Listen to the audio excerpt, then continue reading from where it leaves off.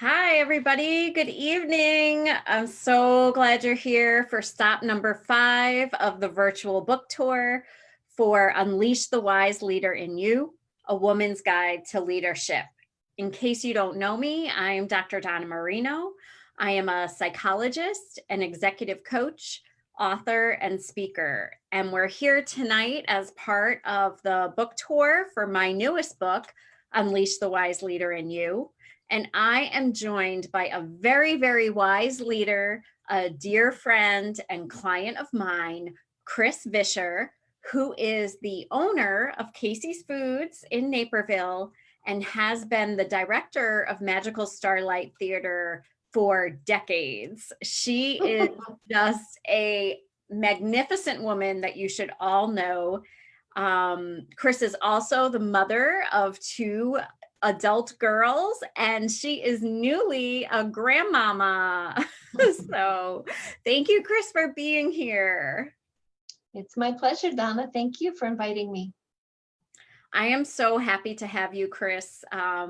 Obviously, we have known each other over a little over a year, and we have spent a lot of time with each other in that past year. And I've enjoyed every minute of working with you and watching you blossom into your wise leadership. You've been leading for so many years, and you just keep taking it to the next level and just up leveling. And it's been such a joy to work with you. Well, I appreciate you being there. I really appreciate my daughter number 2, Victoria, who decided last July 2019 was my wellness month. And having just purchased Casey's Foods, thought maybe I could use some support in where I'm headed. And she got us connected. Yeah, I'm very grateful to her for that. What would you say are some of the things that we've worked on in the last year to help you really embody your wise leadership?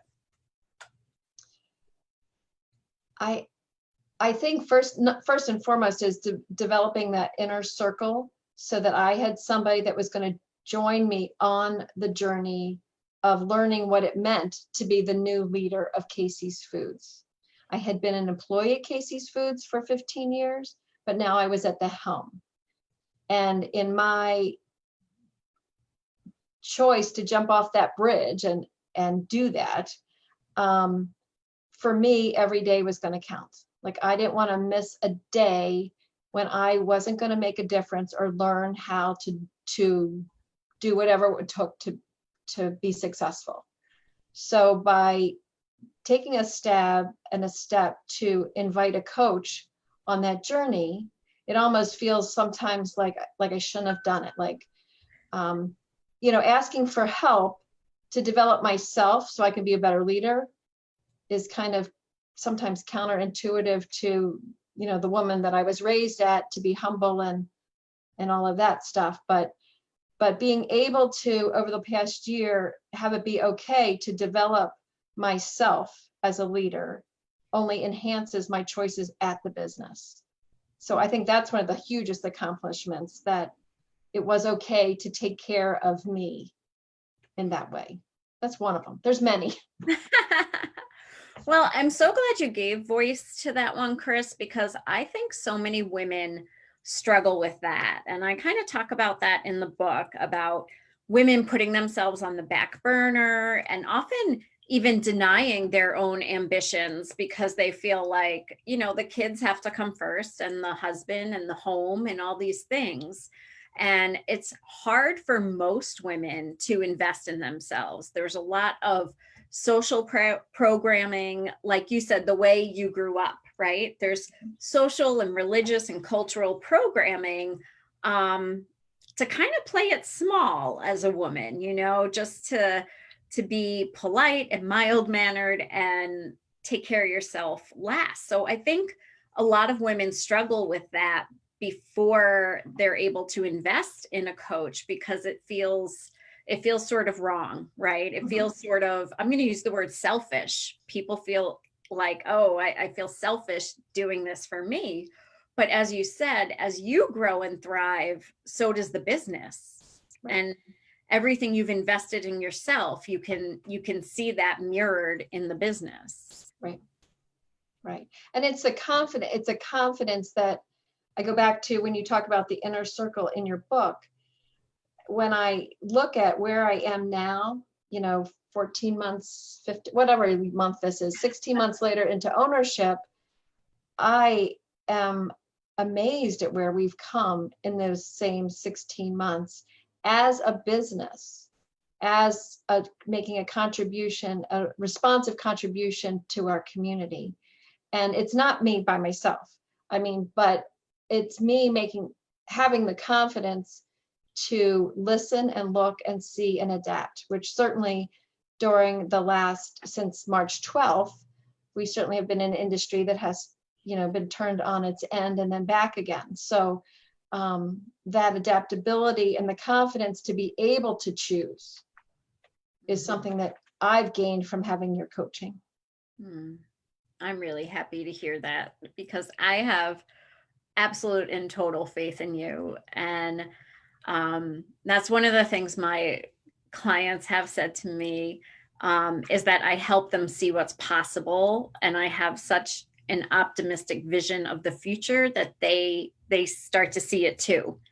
And let's talk about that. COVID. My gosh, you're in the grocery industry and COVID hits and you're, essential workers, and you're less than a year into your business.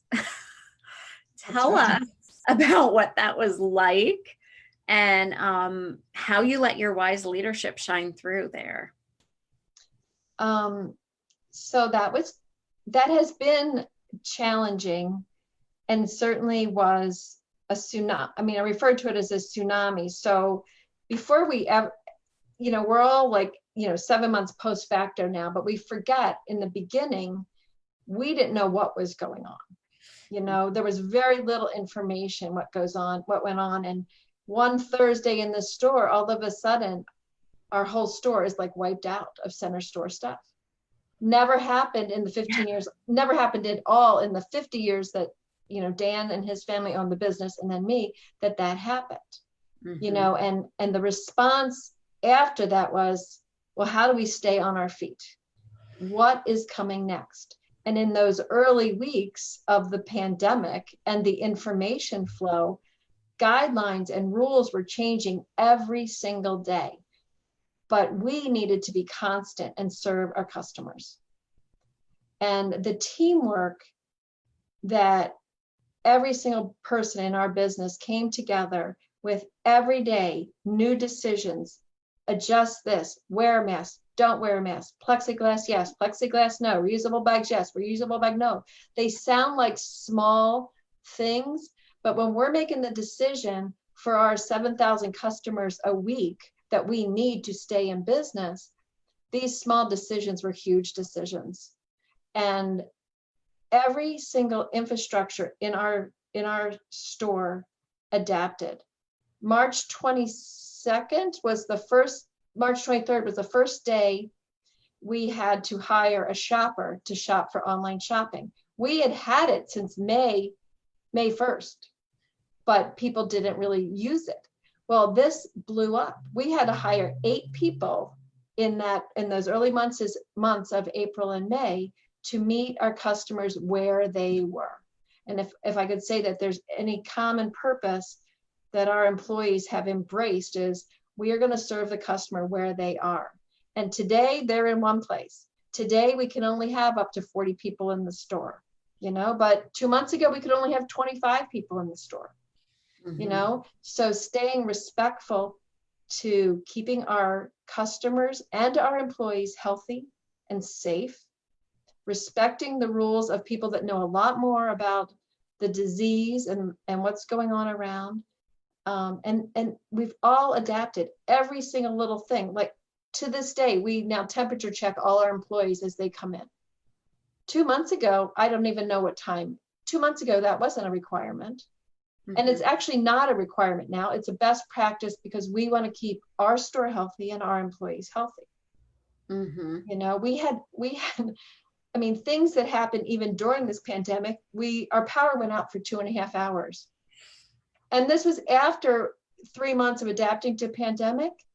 Not one person lost a beat to get our customers that were in the store completed and out, and keep busy and reset for when the power came back up. But we had learned so much how as a team to adapt, that when a different situation came, we just adapted again. So truly, you know, making those decisions is tough, and it's not popular. I mean, like any global decision that's made now, there's just different opinions about it.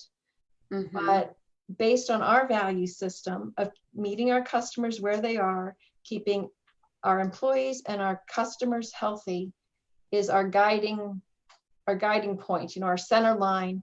That's how we make decisions. And every one of my managers owns that, as well as the staff underneath them. And it's amazing. So we have only a success story to tell. And I'm grateful for every customer that has stood by us and adapted with us and is respectful of that. And, you know, whatever tomorrow brings, because of what we've been through, we will be better for it and better ready to do it. But it's not popular sometimes either. Yeah. Yeah.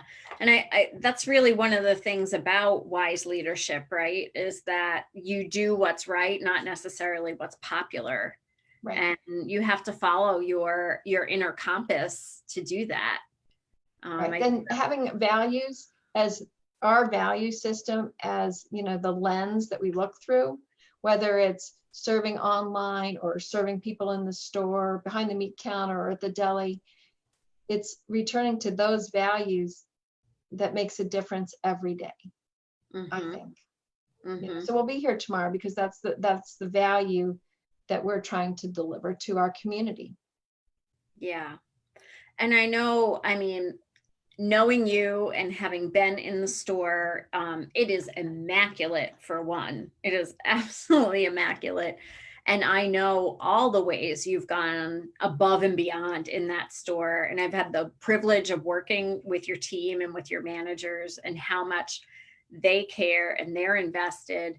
And I think it's your wise leadership that has really inspired that loyalty. And I think you really bring out the best in others. You're a very solution focused and strengths based leader. And I think that's wise leadership in action for sure. Yeah, it's pretty funny because I'm fortunate that I have some people that work with me in the last 1.5 years that have known me for 25 years. And it's a joke. Well, someone will provide a solution. She'll figure it out, you know, and I do appreciate that the 80 employees have accepted me, because one of the things that you talk about in your book is the power of purpose.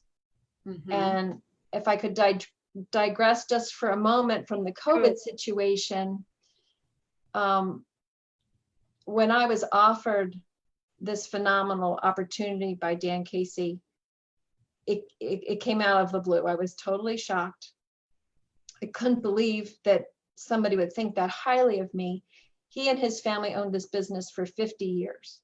Wow. And they created a legacy of quality and service that I totally respect, totally drank the Kool-Aid, you know, yes to Casey's. And now that I had the opportunity to possibly lead that, was just all those fear, I can't do it, all those things, the obstacles that come up by claiming that leadership. But when the bottom line came to it, I looked at my purpose, and that is to serve my family and my communities where they are. I had to do it because of everything Mr. Dan and his family and his heritage did for the community before that. And I really, in my heart, made the choice for that and those 80 families that I was going to be responsible for, so that we all together could have a future. And I look at other people's like global purposes and I'm impressed, you know, but I kind of hope that my purpose is large enough to make a difference for my daughters, and now for my my new grandson and my future granddaughter, that they'll be proud that each day makes a difference. And it can be in a grocery store. I didn't start out my career in college saying, oh, someday I'm going to own a grocery store. It sounds kind of weird, but whatever. I just wanted to share that that's the meter that makes it great to go to work every day. Mm-hmm. I think that you have such an amazing heart for service, Kris. Like, as you said, your vision of this, and when you decided to take this on, it was not as much for you as it was for your family and your community. And I know that's such a big part of what you want for Casey's, is to serve your community, to make life easier for all of the busy families in Naperville. And I just know how dedicated you've been to that, and to helping your employees develop their careers there, and just have a great place to work. And in the book, as you know, the book is laid out as part 1, the principles, part 2, the obstacles, part 3, what does this look like in the real world? And there's a chapter on work, and there's a chapter on community. And that's a place that you've been so focused and so successful at. Well, it certainly is a privilege, and it's exciting. I mean, it's not exciting for parents who have to do e-learning, or teachers that are doing e-learning because of COVID. Once again, that word comes up, but it affects our lifestyle.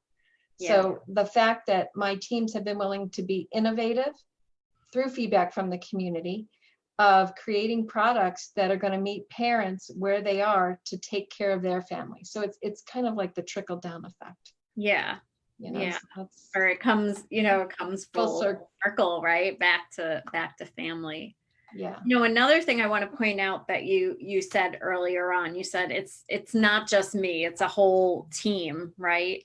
And again, I just want to make that point that is wise leadership, that, both in part 1, we say lift each other up is the principle, right? That it's about collaboration, not competition. And in part 2, one of the obstacles can be not having your tribe, and you really need to assemble them. And you've really done that. You've assembled your team. You're always learning more about delegating and getting people to, that you can't take it all on by yourself, and that you can rely on your team. And then I think coaching has been part of that, assembling your tribe and having your team in place. You have your person, and then you have your employees and their teams. And I think that's an important thing that you've put into action to help you really grow in your leadership. Yeah, I mean, I have so much to learn, and I just want to keep learning so that we can all grow. It is kind of challenging when I come into work, and I did have the privilege of doing like a Disney Institute class on Friday, and then they got to see me after it. And like, when I get inspired, there's no stopping me. I have to be brought down, but that's kind of that little magical starlight in me still, getting enthused to create that family experience that shares those values of kindness and generosity and quality, and that you deserve to be treated as well as everybody that comes into our store or that we touch. So it's I love that so much. I've said before that my mission is to create 1 million conscious leaders in the world, and this book is allowing me to reach more people to make that happen. And I think everything you described right now is conscious leadership, and we need it at every level. We need it at our home, we need it on our jobs, we need it in our community, and then that does trickle out to the world. But when you're talking about kindness and treating everybody with dignity and respect, regardless of who they are, when they come into your store or at Magical Starlight, creating an experience for people, I think that is conscious leadership right there. And I'm happy to count you in my 1 million. 1 million check 900 No, it is, I am truly humbled that somebody of your stature would even work with me, because, you know, I have such a long journey. It was very funny. I'll share this one little funny story. When Please. I was in the process of closing this deal for those 4 months, we had opportunity to go out of town with some very dear friends for a very wonderful wedding. And some of our very dear friends, a young couple, were also buying a business at the time, who are, I will just estimate, 30 years my junior. And we literally used the analogy that, well, they have a longer runway. You know, I have to make this successful, and I have a very short runway. But every one of those people around that breakfast table were in my corner, you know, and they might be in the Philadelphia area or Tennessee or New Jersey, wherever, or Las Vegas, wherever, but they're still part of my inner circle. They are the people that still support me, even if they are physically unable to walk into Casey's. They support me in my life goals every day. And I realized as I was preparing for this, and initially I thought, oh, I don't really have an inner circle. Maybe Jim, my husband, and Donna. And I realized it's actually quite wide, and it's been that way for my whole life. Starting from my parents. If you figure, my father told me when I was in 5th or 6th grade running for secretary of the class, I said, I'm not going to vote for me, I'm going to vote for Susan. And he goes, well, why aren't you going to vote for yourself? Don't you believe you can do the job? So from a very young age, my father, my parents believed that I could do anything. So I was very blessed that I've had men in my life who have supported my journey as much as women in my life. I just wanted to share that. Oh, I love that you shared that. And you make another important point that although this book is titled, you know, A Woman's Guide to Leadership, it really can apply to anyone who wants to develop their wise leadership. And women need men as allies. This is not just a women's issue. It's not just for women to do, but it's for men to support their women and to support women in the workplace and support women in leadership. And many of us have had those experiences. I know my father was tremendously supportive. My husband is like beyond supportive. And yes, we have people in our corners, and sometimes we forget because we're so used to it. We're so used to that level of encouragement from certain people. But they don't have to be, you know, they don't have to be people you're seeing every day. They don't have to be people who are in your business. They're also the people far and wide who are cheering you on. Right. Yeah. Right. Yeah. I'm very lucky. I'm very lucky. I also someone asked me about this book, knowing I was going to be doing this. And I just want to put that out there, that this is material that from me working with you, Donna, for the last year is so genuine, and it's so easily read and understood by any different level. And you can pick up and you can put it down, and you can find parts that are going to speak to your heart. And I think, you know, I've been offered many leadership books since I took over Casey's Foods. And a lot of books talk about general principles, but you have to like sort of read the whole book before there's some practical application. But I think your book is unique because its voice, any one piece of this can speak to anybody at different times. You know, you don't have to read the book front to back to then be able to enhance your experience of leadership. And the fact that you have exercises in between, like I really buy into, because like it would be hard for me to sit down and read 200 pages straight and then do some action. But the fact that there's actions in between help for me to solidify in my either attention span or learning process it's really key. And you have the workbooks and you have supportive material for wherever to meet people wherever they are. Which I really find it a valuable tool. And I did your coaching and I read the book and I still got things out of the book. Oh, that's fantastic. Thank you so much for sharing that. You know, when I was writing the book, I wanted it to be really pragmatic. I don't think it helps to have a lot of esoteric theories and ideas if you can't put them into place. And I wanted to reach a lot of people, and I wanted people to not just read something and have more knowledge, but to actually live what they were learning and know how to translate it from the book to their life. And I think those exercises, I mean, they all come from my background in psychology, in coaching, in change management. And they're really focused on getting you to think, getting you to process, and getting you to shift to be in alignment with what you want for yourself.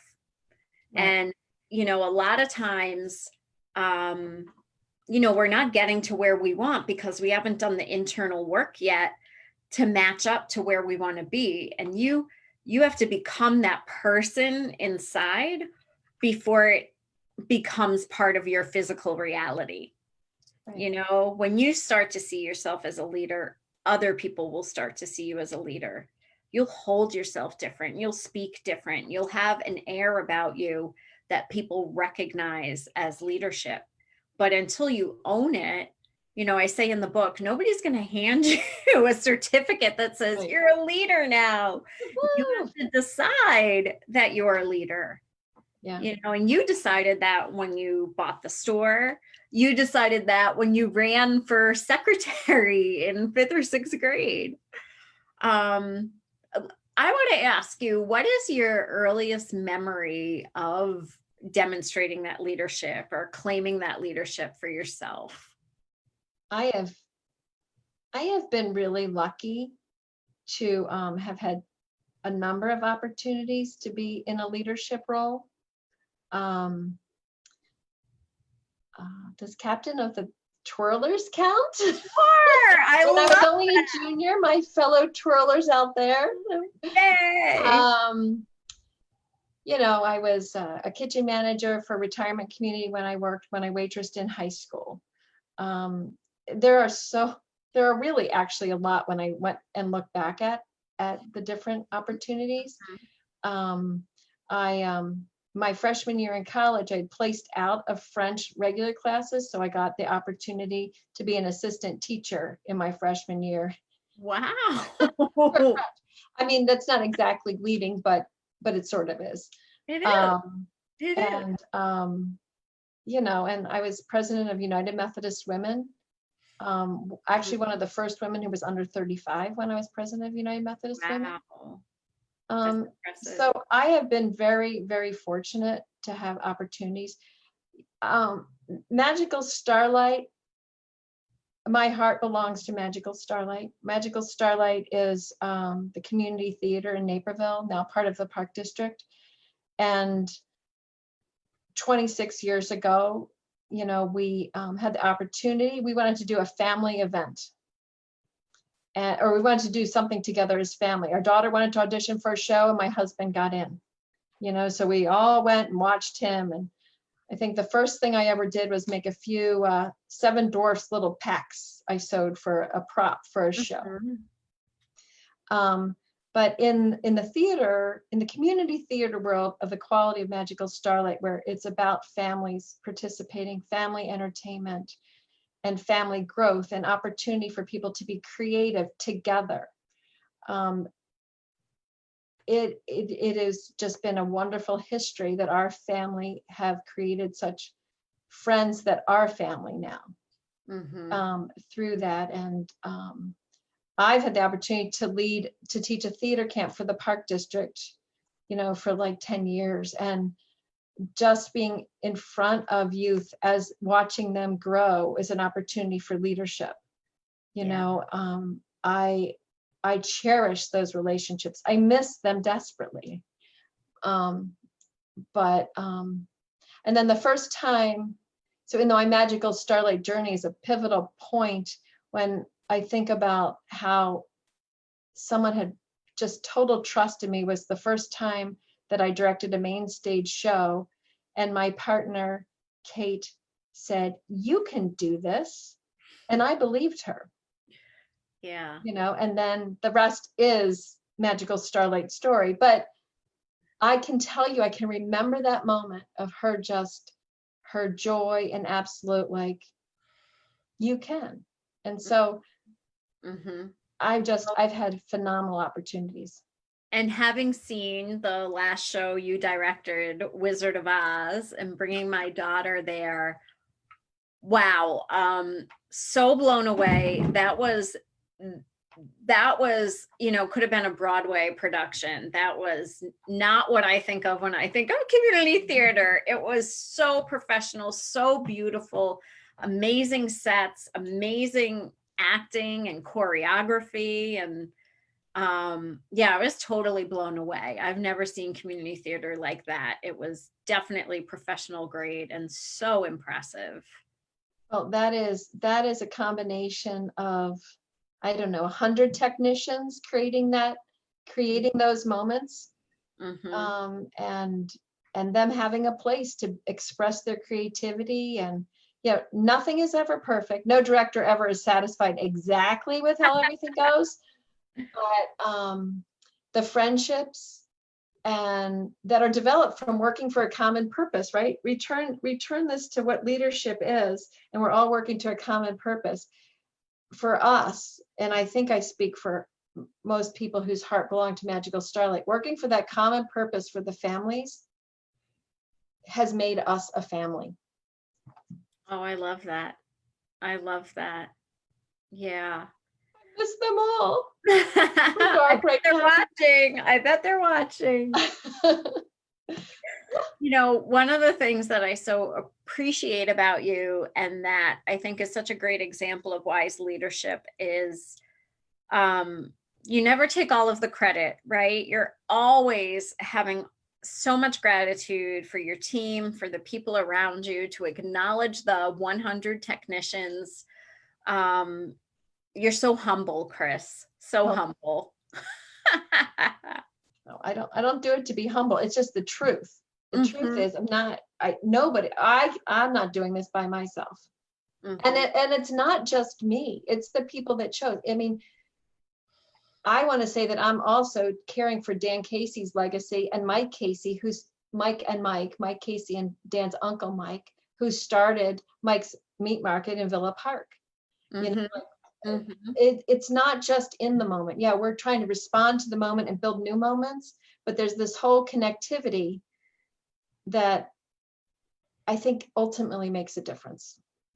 Absolutely. Absolutely. And I think it is having a legacy, right? Being connected to that word, to what that means, you are so deeply woven in your community. You're leaving that legacy in your community.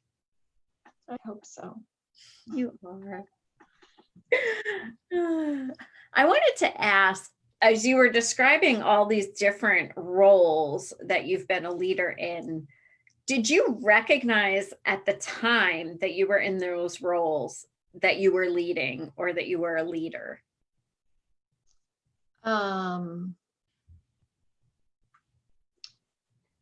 Probably because of the some tough decision that had to be made, and I made it. Mm-hmm. So I would say I don't know about the 5th grade secretary because Susan did get the role. But certainly in working at Open Door Estates in the kitchen, yes, I made leadership decisions, and that paid off in the long run. I mean, yes, clearly I was a leader. Certainly as a captain of a twirler, I'm sure I was the lead voice if we only got second in our state competition. Definitely in UMW, United Methodist Women, very, very, very important to me, continues to be. With my mother-in-law's legacy, I was able to participate. Again, an organized unit of, organized group of women working towards a common purpose. Yeah. The same messaging, generation after generation, with the 4 mothers who went front, who were involved in mission before women had the vote. If we want to open it up to that, I mean, truly, women who made a difference before it was popular to make a difference. That's amazing. So yeah, and I've made a lot of tough decisions at Magical Starlight too. Not always popular, not always the right ones, but I did my best. Well, and that's leadership. That's just what leadership is, right? We we do our best. We're going to make mistakes sometimes, or we're going to make the right decision, and still there's going to be people who may not agree or are unhappy, and that's Right. just, I think leadership is, you know, just accepting the accountability and accepting the outcomes of what you create. Yeah, so Oh. yeah, probably. One sort of last question, we'll see. um, when it comes to the obstacles in the book, you know, I talk about fear and imposter syndrome and sabotage, you know, these kinds of things. Did you experience any of those, and how did you overcome them? Constantly. They've never gone away. They've never gone away. I mean, I think you choose to set them aside for the good of the order, right? I set it aside and say, yes, I'll direct that show. Even though someone's going to find out I don't do this or that right, there's people that can do it different or better or whatever, but I'm going to set that aside and still look to my heart. So I must honestly say it has to be something that I believe and I want, right? I would not do well trying to do something my heart didn't want to do. Okay, so but the obstacles, right. I mean, I had those thoughts before this conversation. Someone's gonna find out, you know. But and I think that's kind of how I deal with it. I mean, I am working. I'm still a work in progress. So I am working on acknowledging to myself that I might be capable of it. Like, I know that my self-care is one of the places for me that is the most challenging in that regard. But I have a fantastic inner circle. You know, I just really do. And one of them is my husband. So when I did not tell him over telecommunications that I had this opportunity to buy this business, I waited till we were in person. And he did not blink an eye at, this is our shot, yes, go for it. He did not blink an eye. I mean, that kind of faith is what helps me get over these things. When I was, you know, anxious about presenting my best foot forward tonight, he is in the other room, not blinking an eye. So I am very, very blessed. So those are some of the strategies that I use.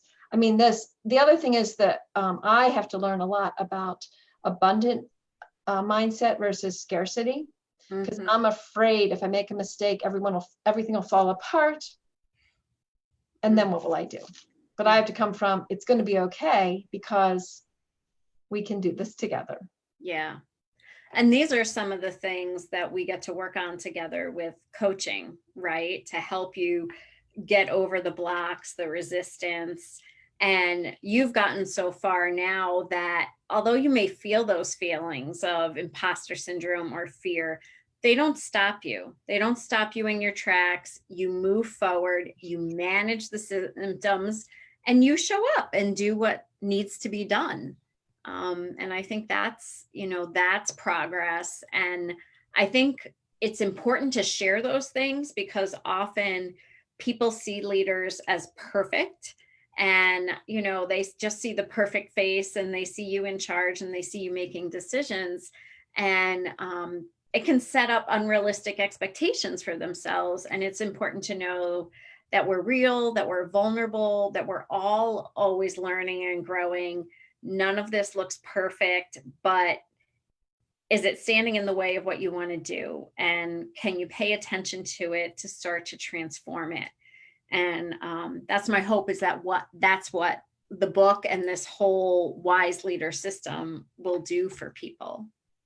I mean, awareness, I mean, just, you know, it calls out things that in your heart or mind you've probably been facing, but you didn't know how to call it out.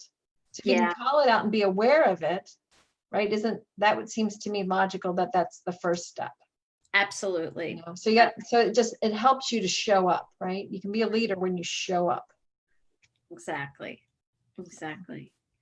So any last words, Kris, before we wrap up tonight? Anything else you want to share? Or no, I thank you. I thank you, Donna. I thank all of my inner circle for nurturing and loving and encouraging me over all these years, number not to be disclosed, because it's the additive, you know, like, why not add reading this book to your tool belt? You're going to take away something, you know, why not try that class that you've been dying to try? That's additive, you know, and I feel so richly blessed for everyone that trusts me, believes in me, trusts that, you know, Casey's is going to open tomorrow. And I encourage everyone to realize that they're making a difference in their world. You know, I feared that my sphere of influence isn't as important as another sphere of influence, but really it's each person. It starts with each person. So if I could say a message to my grandchildren that are going to be here, I want to be the example of, like, I showed up today with my values to make a difference. Absolutely. I love that. Well, I want to thank you so much for being here. I want to thank you for being an amazing client. And I want to tell everyone to get the book and to shop at Casey. And remember, they have online ordering and curbside pickup. All right. Good night, everyone. Thank you for joining us. And we'll be back here tomorrow to talk some more about leadership. So I'll see you tomorrow night. Bye.